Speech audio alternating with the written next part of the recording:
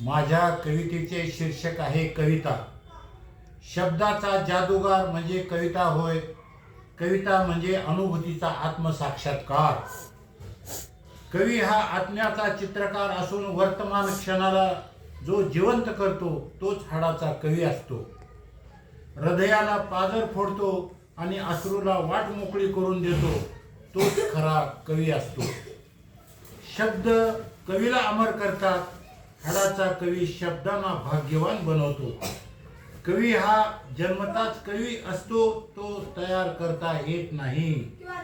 प्रीती देवीच्या पायामधला घुंगुरवाळा म्हणजेच कवी. कवीला प्रतिभेचं लेणं प्राप्त झालेलं असतं. प्रतिभेचं नर्तन म्हणजेच कविता होय. मानवतेच्या उच्चतम अनुभूतीची अभिव्यक्ती म्हणजेच कविता. वर्तमान क्षणाला जो जिवंत करतो तोच कवी असतो. त्याला निसर्गताच प्रतिभेचं लेणं प्राप्त झालेलं असतं.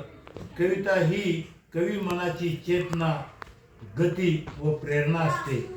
कवी हा हळव्या मनाचा मात्र हृदय प्राप्त झालेला भाग्यवान जीव असतो.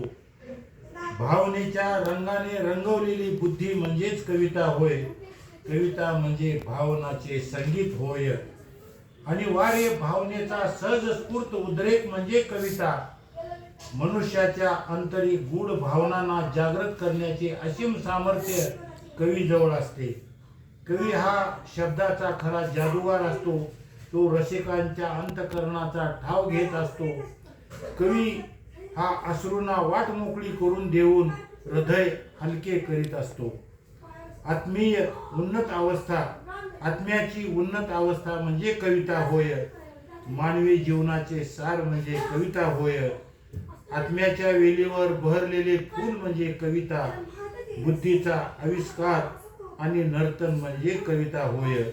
सत्याचे दर्शन घडविते तीच खरी अस्सल कविता असते. कवितेमुळे माणसाचे मन सदैव आनंदित आणि तरुण राहते.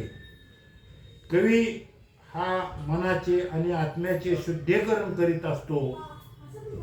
अतिरेक आणि अवडंबर याच्यावर कवी नेमक्या शब्दात प्रहार करीत असतो.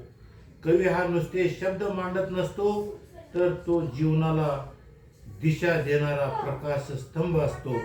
शीघ्र कवी रमेश अण्णा उंबरगे, शिरूर, आनंद पाळ.